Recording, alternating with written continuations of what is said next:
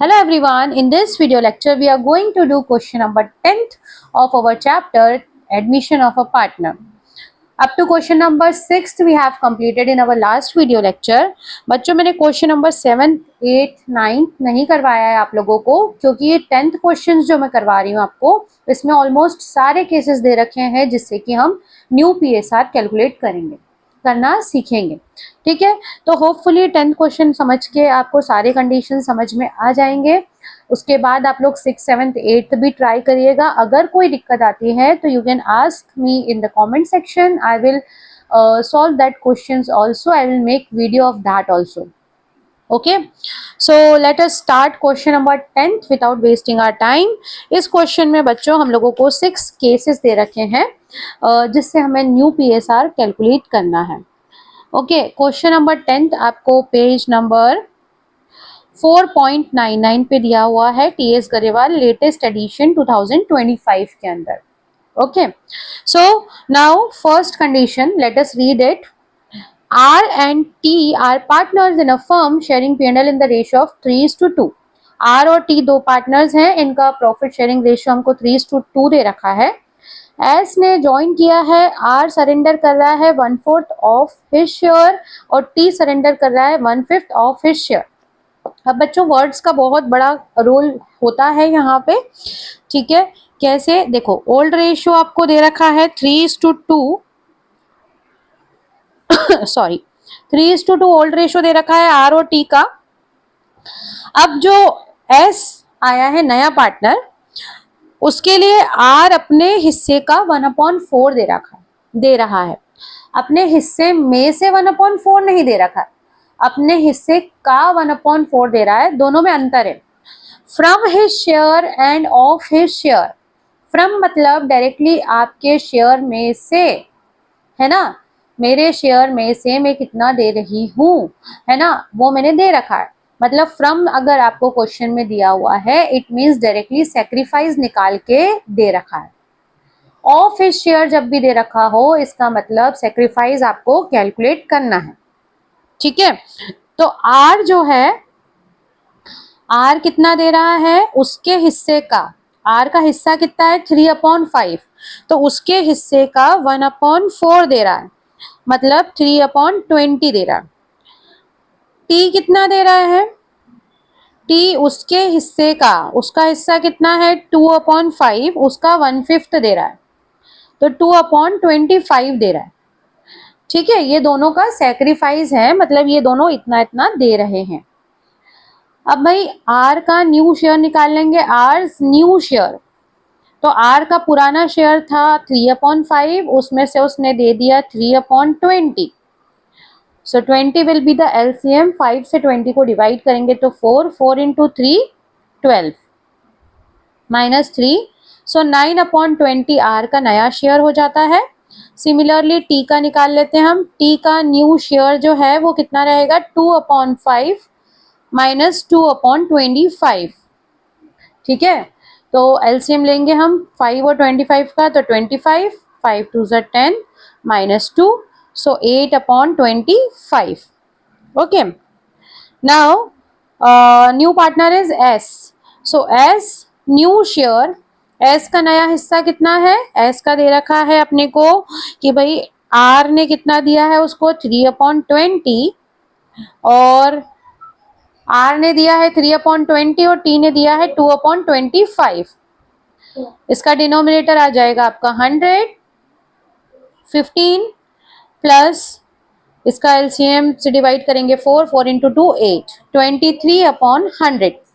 अब देखो बच्चों, यहाँ पे डिनोमिनेटर 100 है, यहाँ पे 20 है, यहाँ पे 25, तो तीनों को हम 100 में कन्वर्ट कर लेंगे। 100 में कन्वर्ट करने के लिए इंटू 5/5 मतलब 45/100, यहाँ पे इंटू 4/4 तो 32/100। सो new PSR is equals to 45:30:23। ये आपका न्यू PSR आ जाएगा।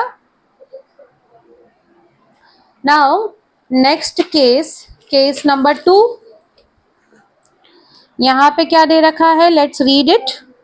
ए और बी पार्टनर्स हैं, इन्होंने सी को एडमिट किया है फॉर 1/4 शेयर। फ्यूचर में ए और बी का रेशो रहने वाला है 2:1। सो सी का शेयर कितना है? सी का शेयर है 1/4। यहाँ पे ये नहीं दे रखा है कि ए से और बी से इसने कितना लिया होगा, और ओल्ड रेशो भी नहीं दे रखा। मतलब फर्म का शेयर आपको मानना पड़ेगा 1। लेट फर्म्स शेयर, फर्म का हिस्सा मान लेते हैं 1। तो सी को देने के बाद रिमेनिंग कितना बचता है? Remaining share is equals to 1 minus 1/4। So 3/4 will be the remaining share. Remaining हिस्सा जो है वो ए और बी में बांट दो। A's share is equals to remaining share into उसके हिस्से में बांट देंगे 2/3।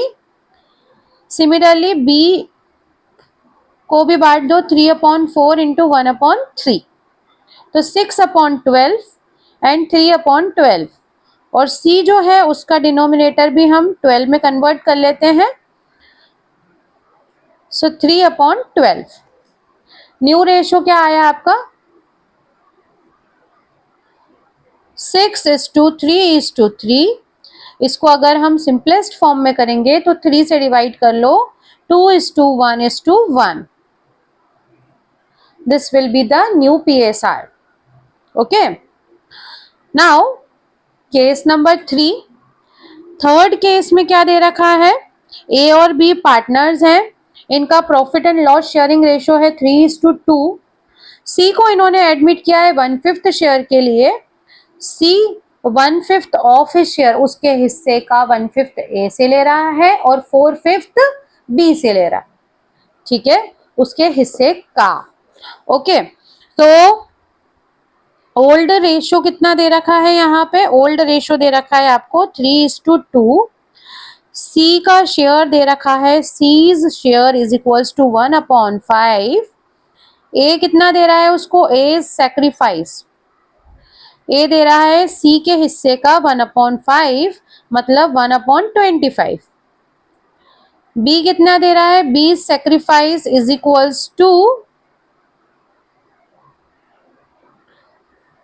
सी के हिस्से का 4/5, मतलब 4/25। ये इतना इतना दे रहे हैं। ठीक है, तो अब इनका न्यू कितना बन जाएगा? देखो, एज न्यू शेयर, ओल्ड है इसका 3/5, दे रहा है ये 1/25। ठीक है, 1/25 दे रहा है ना। अब हम इसको माइनस कर देते हैं, 25 LCM आ जाएगा। डिवाइड करेंगे 5 इंटू 3 15 माइनस 1 14/25। सिमिलरली हम बी का नया शेयर निकालेंगे। बी का ओल्ड है 2/5 और नया है, मतलब ये दे रहा है 4/25। So denominator will be 25। 6/25। C का कितना है? C's new share is equals to 1/5। इसको हम कन्वर्ट कर लेते हैं तो हो जाएगा 5/25। सो न्यू PSR विल बी, सभी का डिनोमिनेटर 25 है ना, तो डायरेक्टली हम लिख लेते हैं 14, 6 and 5। This will be the answer. Okay, now case number 4। Case number 4 में बच्चों क्या दे रखा है? ए बी सी 3 पार्टनर है, इनका रेशो ये दिया हुआ है 1/2, 1/3, 1/6। डी आ रहा है पार्टनरशिप फर्म में फॉर 1/6 शेयर।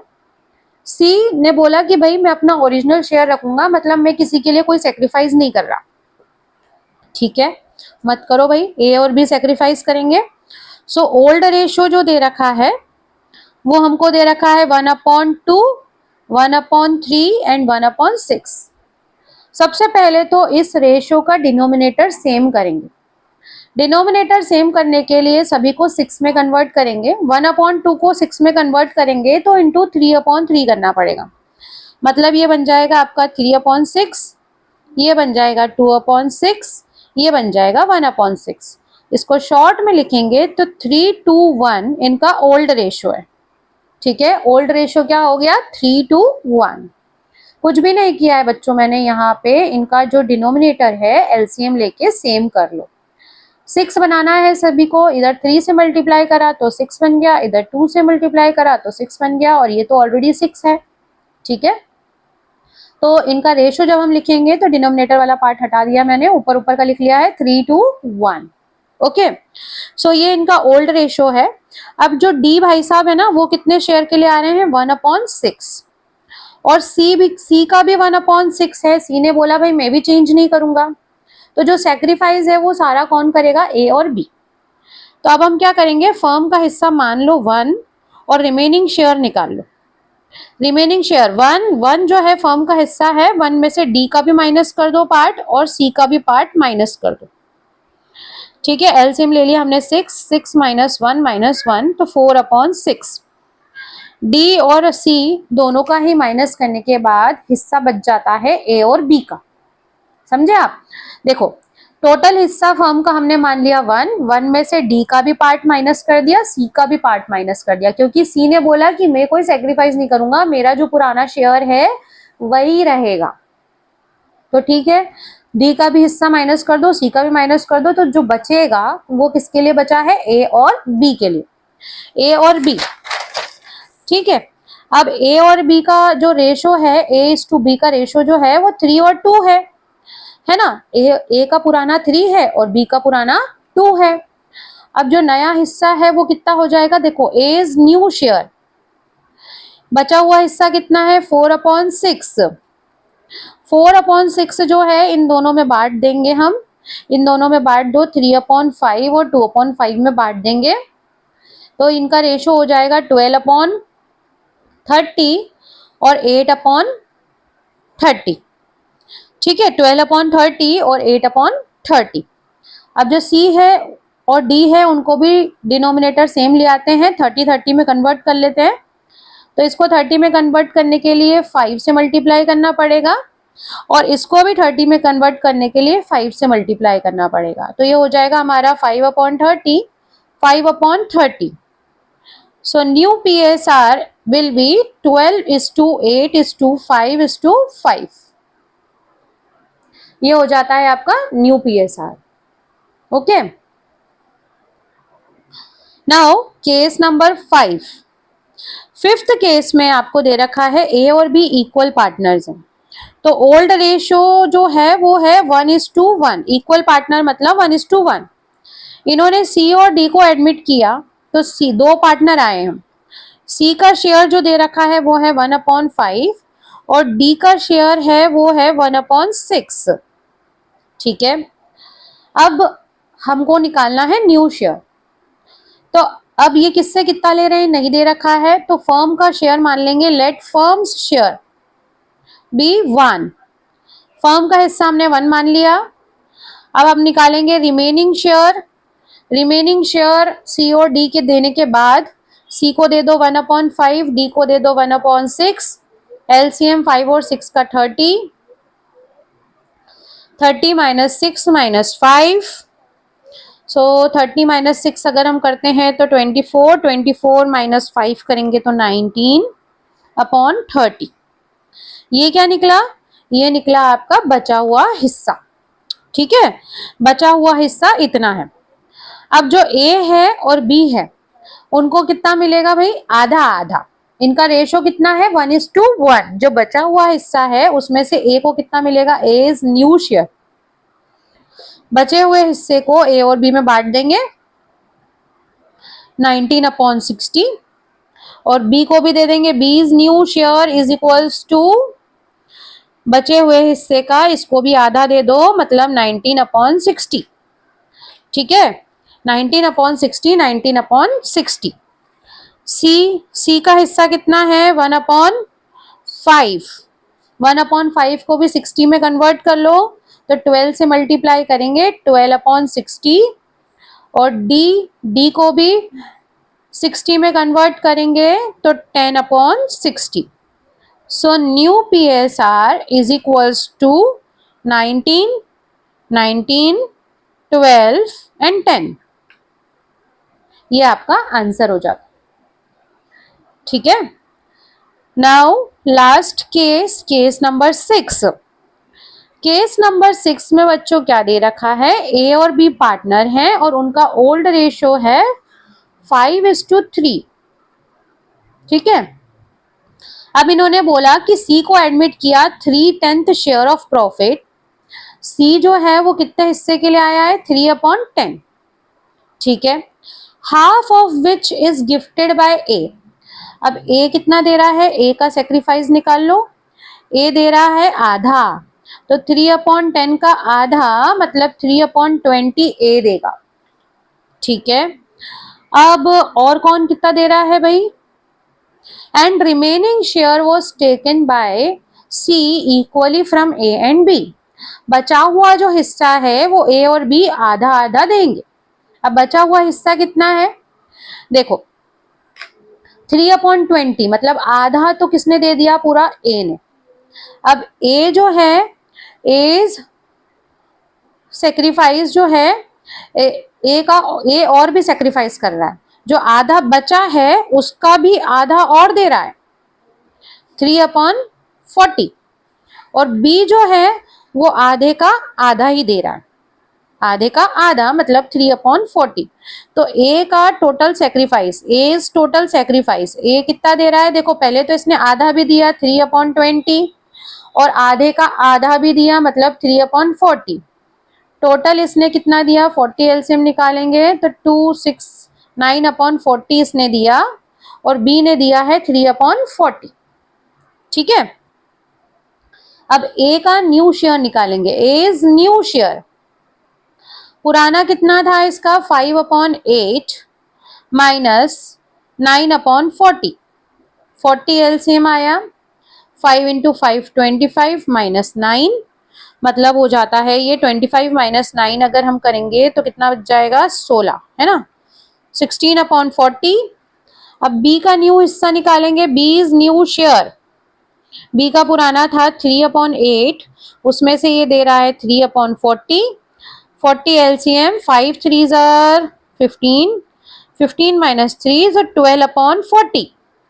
और सी आ रहा है कितने हिस्से के लिए, 3/10। इसको 4/4 से मल्टीप्लाई कर लेंगे तो 12/40। सभी 40 हो गए। अब जो न्यू पीएसआर है आपका वो कितना हो गया, 16:12:12। ओके। इसको अगर आप शॉर्ट में करोगे, मतलब कि अगर सिंपलेस्ट फॉर्म में बनाओगे तो कितना बन जाएगा, 433। ठीक है।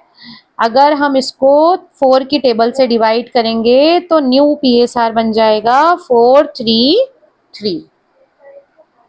ओके, 4 से इसको हम डिवाइड करके सिंपलेस्ट बना लेंगे। तो बच्चों इस क्वेश्चन में हमने कई सारे केसेस देखे हैं, from his share, of his share, equal of his share, है ना, ऐसे करके हमने काफी सारे शेयर रेशो निकालने के तरीके देखे हैं। आई होप ये क्वेश्चन समझ में आया होगा। अगर कुछ समझ में नहीं आया है तो you can ask in the comment section. Video अच्छा लगा है तो please like share subscribe my channel. Thank you, bye bye.